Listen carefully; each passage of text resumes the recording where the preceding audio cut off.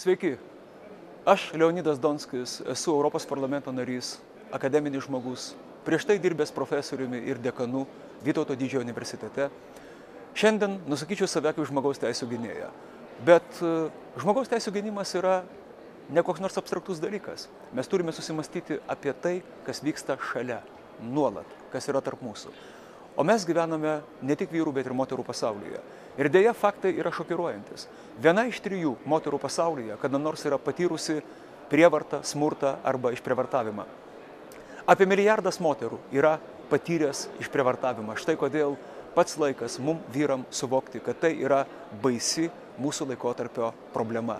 Smurtas prieš moteris yra kažkas tai, kas nebėra moterų problema, kaip antisemitizmas nėra žydų problema, o yra tiesiog padorių, sąmoningų 21 amžiaus žmonių problema.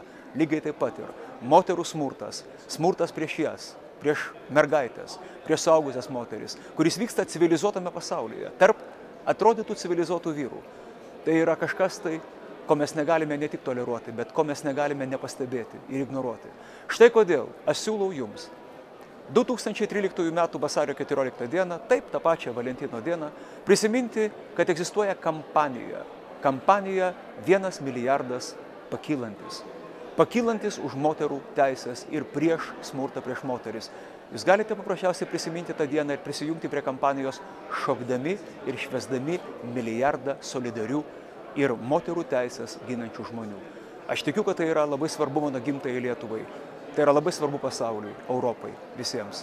Ir man atrodo, kad jeigu moteris nepatirs smurto, jeigu mes pasieksime, kad jos būtų ginamos ir politiškai, ir etinė, ir visom kitom įmanomom prasmėm, man atrodo, ir mes, vyrai, pasikeisime. Ir mūsų pasaulis anksčiau ir vėliau keisis taip pat.